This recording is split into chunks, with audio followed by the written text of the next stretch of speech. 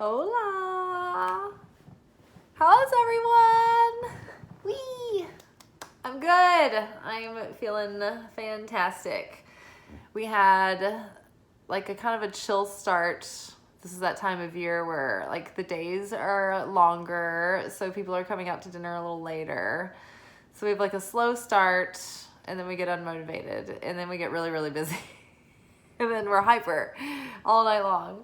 But yes, fun night at work, and now we're here to talk about our anchor message for the week. Welcome in if you've never been here for one of our anchor messages. Basically what we do is on Sunday nights, I do the weekly oracle forecast, which gives us sort of an energetic and spiritual weather forecast for the week. And it'll give us an idea of the kind of conditions we'll be in. And so then on Monday, we go in a little deeper into more detail, and we find out what the spiritual soul assignments are going to be for the week. And that's our anchor message. And so the rest of the week kind of plays off of, Monday within the circumstances of Sunday's reading. So on Mondays, I like to use the wild unknown archetypes to get us launched into the week. And from that, I pulled the starborn. We got the creator. And we've got the poet. Followed by Two of Swords. Was under starborn. The creator is under judgment. And the feminine king of cups is under the poet. And we'll get into more about what the feminine king means when we get there. So starting with the archetypes, the Starborn card talks about a feeling like destiny is unfolding, or the wheels of fortune and fate are at play. And there is something about the circumstances that you find yourself in, the situations that are playing out right now. We've come out of huge transformational changes from last year into this year, and it's really been culminating recently through eclipse season. Mercury retrograde is still going on. We just finished our last eclipse. The sort of aftershock of that eclipse will still be sort of having an effect over the next week or so. But everything that's happening right now, even if it's not clear, even if it feels uncomfortable, even if you're uncertain as to why things are playing out the way they are, just know that everything is just as it should be. This is all divinely orchestrated and ordered, and a lot of things are getting edited and changed and shifted, and opportunities are coming in to set you on this course that is more in alignment and in the direction of your soul's purpose and calling. And so it doesn't mean that everyone's going to be changing their career. It doesn't mean that everyone's going to be, changing their relationship. Many people will be. For some, it's about finally being able to embody a new outlook and a new mindset from a more healed perspective and a more consciously elevated perspective. And so maybe that means that you're overcoming long-held fears, or overcoming insecurities, or becoming aware of things about yourself that you never realized before. You didn't know that you had these default settings or these tendencies, or why you were compelled to do the things you did. And so now it's all coming together. And so we have this chance now to rewrite this whole next chapter of our life. It's almost the extreme, it's almost as intense as like a whole timeline jump. And a lot of people have been describing it like that.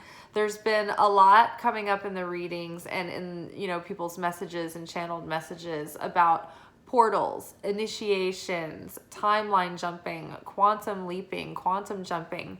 And so basically what that is it's like your life was going in one direction, But if you've been making these major changes right now, then you have the opportunity in this moment with the zeitgeist. There's like this huge collective consciousness connection where this wave of like awakening and change and up-leveling and elevating is happening.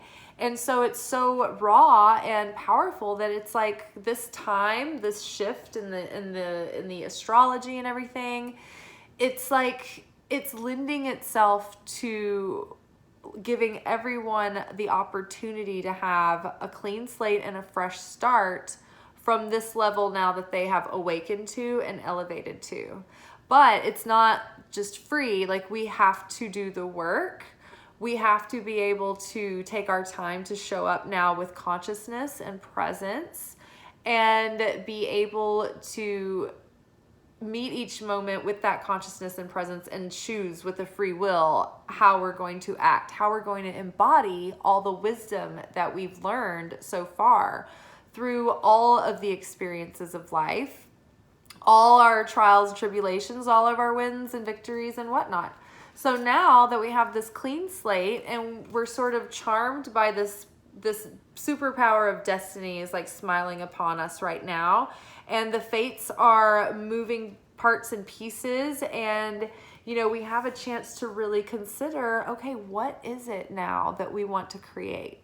Having come this far, knowing what we know now, even more clear about what we value, what we don't care about anymore, what we do, what lights us up, what's really an authentic alignment with us, what we really resonate with.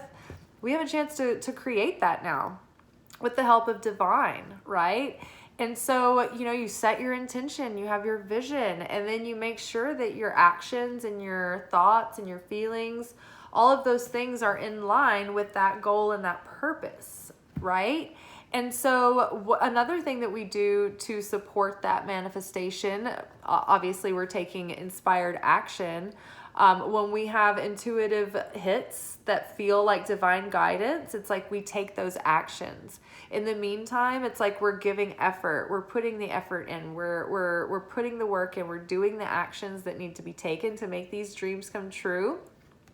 But in addition, we are speaking them into being out loud with our mouth. Prayer, spells, whatever you want to call it, but we have power in our mouths. It's the portal of life and death. So we can have affinity with the Creator by using our voice, like in, the creation myth, let there be light, right? That was the first event in existence. It was echoed when the material universe was created in the moment of the Big Bang. That bang was a cataclysmic boom, right? So we need to have affinity with the light, with the Creator, by using our mouth to speak what we want into creation. It's funny, I think God told Moses to tell water to come from the rock, and Moses struck the rock with his staff. And I remember, I don't know exactly how the story unfolds, but I remember God was pissed at Moses about that. And he was like, I didn't tell you to strike the rock. I told you to speak to the rock. And the point was that we don't want to ever think that we need to look outside of ourselves. It's not the vessel, right? It's not like the wand that has the power, right? The wand is just a tool that we channel, right? So the power is through the voice. We didn't need the staff. We didn't need to take the action. As a divine co-creator, our inheritance, that level of power, we have to own that. And so to put that power outside of us by saying, oh, it must be in the staff, I need to put hand to action, and I need to do something myself to make this work. I need to force it. I need to use my hand and not have the absolute certainty that all I have to do is speak it into being and it happens. I need to make no effort. I need to not raise a finger. I will speak it into being. So that was the instruction. So that means that we have the capacity to do this. It's just about getting yourself to that high vibrational level of insanity that allows you the like, oh, like it's, you know, like you're not having resistance, and then things just start happening. So start praying out loud, say what you want, right? But then surrender the outcome to the will of Creator, because the ultimate fulfillment is going to be where you're being led. So you don't have to be scared that it's going to be something that you're like, oh, it's not going to be the thing. Like it's always trying to lead you in the direction of the unfolding of your potential and your ever unfolding involvement.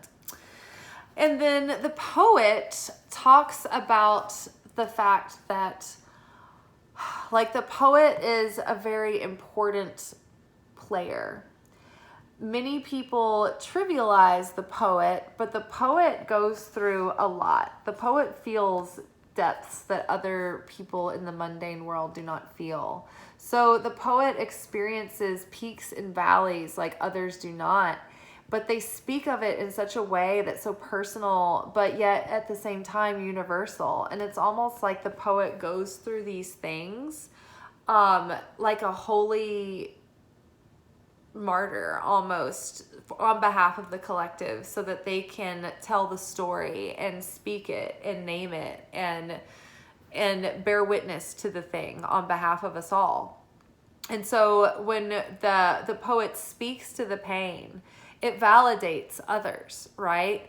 So maybe you've gone through what you've been through, and you're realizing now that there was all this destiny involved, and everything in your life has played out exactly how it has, so that you are coming to this moment where you can know who you are and what you want so clear and create that in your power.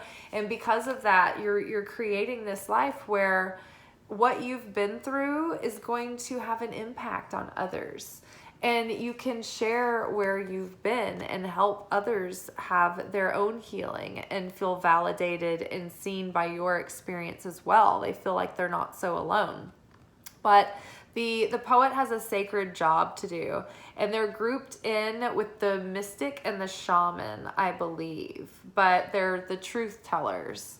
And they tell a truth that's deeper than the truth, and they tell truths that are so profound that the only way to talk about them is from a side angle, you know, from peripherally, in language that you just can't name something directly. Sometimes it's more expansive to talk about it poetically. So under Starborn, we have Two of Swords. And so this right here is the mood of like, okay, this is what this person is thinking. I'm going to do the pose. Okay, I know that the self that I was is no longer. And I'm in this sort of divine fog, and we're in the nighttime, so nothing's really super clear. It's like a thumbnail moon. So it's like everything we're in the state of becoming, but it's not fully shaped out yet. And so we're not ready to we don't feel ready to rush forward into anything new, because we're still coming into shape and coming into focus and coming into being, you know. We're not quite the next thing that we are yet. And so we're just sort of here in like this kind of indecisive energy where it's like we have so much excitement and desire to go forward, but yet we're just not, like, our pieces aren't put together quite yet. And so it's like, I want to do this, but like, I'm not ready, not quite, you know. So there's like a little bit of push and pull there, creating a bit of a stalemate. But I think that overall, like, our messages recently have also been about, like, just letting things breathe, taking your time, not, like, pushing or forcing anything. It's about divine timing. So basically, like, in Kabbalah, we learned that if we're going to manifest something, that we need to put in all the effort, right? And don't take challenges as a bad sign or a bad omen. many times our commitment is just being tested, and the universe is like, oh, you want this? How bad do you want it? Like, are you gonna, like, if something happens and it's gonna make it like difficult, are you gonna throw in the towel? No, I mean, don't stay for years in abusive relationships and things like that. It's not the extreme situation, because that's where I got confused too. I was in a relationship way too long when I should have left, because I thought that the spiritual thing to do was just like to keep pushing it out. And I think that the real spiritual thing for me to do was to walk away. So I like to give a caveat, when I say something like that. But so yes, there's a bit of a stalemate energy right now, only because it just feels like the cookies aren't totally cooked yet. They're not ready to come out of the oven. Things are still baking, but there is this pull. The soul is pulling us in this direction of something that is, it's about life purpose. It's like a soul contract, or like just like vibrational resonance, harmony. Like, things are aligning because we are coming into alignment with our deepest authenticity, right? And that more truer, higher expression of ourself. So that means we're like beginning to harmonize and resonate with things that are also on that frequency. But there's still just a bit of static, right? We're still tuning in our dial. We're still fine tuning just a bit. So hold tight. And don't get discouraged. Just keep dreaming. I love that, like, the top hat here is a birdhouse. So just keep planning, keep visualizing, keep holding that desire and that purpose, and keep connected to the why. It's just, time will tell, and time will allow things to unfold. But it's divine timing is at play. But also that compelling sense, like, it's okay to follow that. And I think that we're just a little bit reluctant and wary because we're afraid that it could be like it was in the past, right? When it was a negative pattern, or when we were playing out like a default setting. And so we're trying to avoid going down those same dead ends and falling prey to those same pitfalls. And so that's another reason why we're hesitant. But it's like the universe is like, no, we just did a big overhaul during eclipse season to like get all this shit out of your way so you can move forward and be unblocked. So don't be too like hesitant to for things to unfold in this next chapter, right? I think we have a tendency to feel like, I don't know. Just give it. Don't feel like the timing is off. Just be patient and relaxed and surrender. But don't hold yourself back, right? Because the universe is trying to push you into a new story. So don't stay in this state too long. Just be ready to like move as things digest, as things develop naturally. Just go with the flow rather than fighting the current. And then don't swim ahead either. Just take it easy. Just go with the flow. Okay, under the creator, we had judgment. And so it's like saying, like, this judgment is like, wow, you've come this far. Now you can make good decisions. Now your sense of judgment has become elevated. Now, having known everything that you know now, let's try this moving forward. Now we're going to embody. Now we're going to co-create based on who we are now. And we have,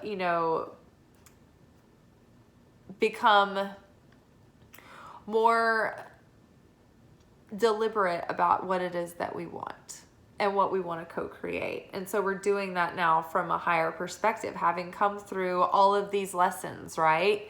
And a lot of times the judgment card, it can talk about reconciliation and rebirth and the return,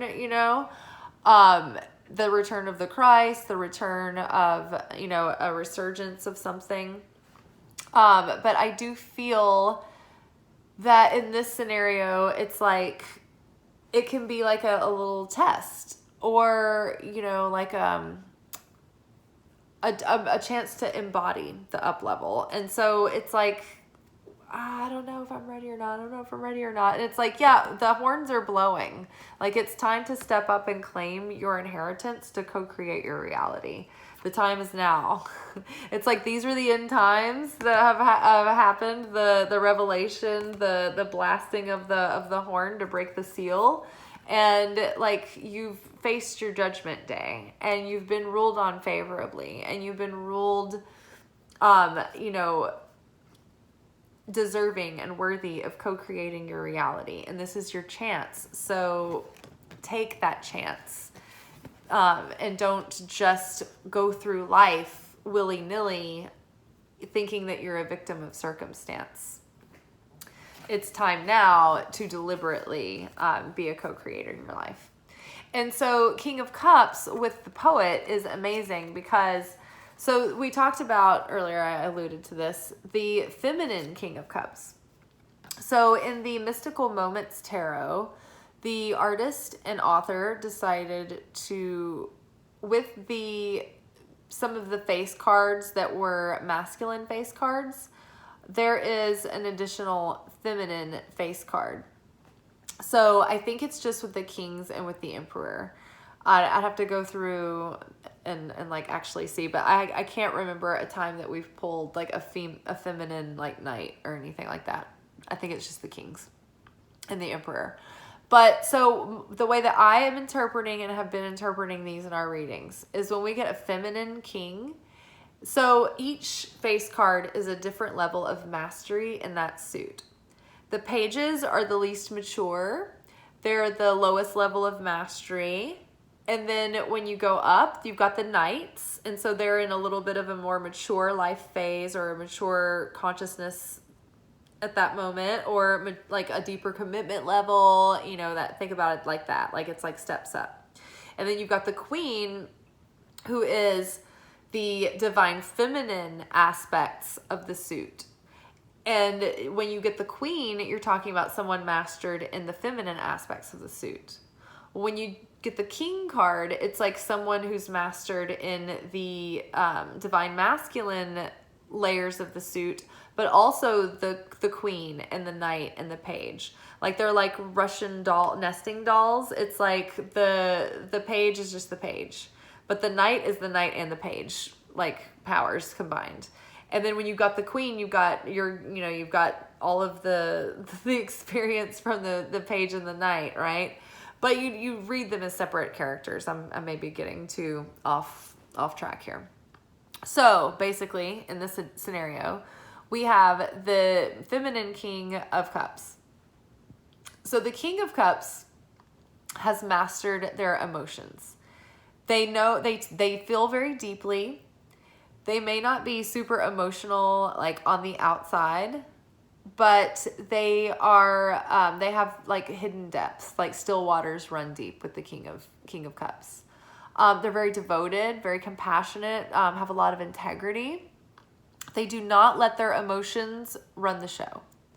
They feel their feelings. They are comfortable with their feelings, but they are grounded about their feelings. And so the feminine King of Cups is like the divine union, the holy marriage of the divine masculine and the divine feminine qualities. So it's that inner balance of everything in perfect harmony within the self. And so in this situation where you've got the feminine King of Cups, it's like she's solid as a rock, and she's observing the ships that are coming and going in her life. People, opportunities, circumstances, right? And it's like, even though the surface waters may be choppy according to the winds of the day or the conditions, down below the surface, it's still and it's deep. And she's a rock here, right? And as things come through, like they'll pass through, she can watch them as they come and go. Almost like our thoughts, right? When we learn how to master our thought realm in meditation, for instance, we have thoughts that come through, but we don't get distracted with trying to resist them. It's just like we just allow them to pass through. And so it's the same with these feelings. It's like you finally learn how to observe your feelings and let them pass through you and feel them and acknowledge them and digest them. But you can still, they don't have to like dictate your life anymore, right? You're still solid here. You're still unmoved, unwavering, right? Unchanged. So the conditions of your life, although you may have feelings about them, your core is consistent. It's solid. It's certain, right? It's having affinity with the light by being eternal, unfluctuating, unwavering. So now this queen, this feminine king, can feel their feelings and acknowledge them and observe them and take information from that and decide, okay, with this information, decide with their free will, decide with their wisdom, decide with their, heart, soul, passion, logic, all of it. It can all be utilized now and put to use. This feminine king can express their feelings without becoming emotional. Like, they can have grounded conversations and speak deeply about their feelings and be open and vulnerable, but still have boundaries and be guarded. Well, not guarded, but like protected. Not completely open and exposed in a way that you're violating your own self-trust, but like you have the boundaries where you can gauge where how open you need to be, right? And who's coming through.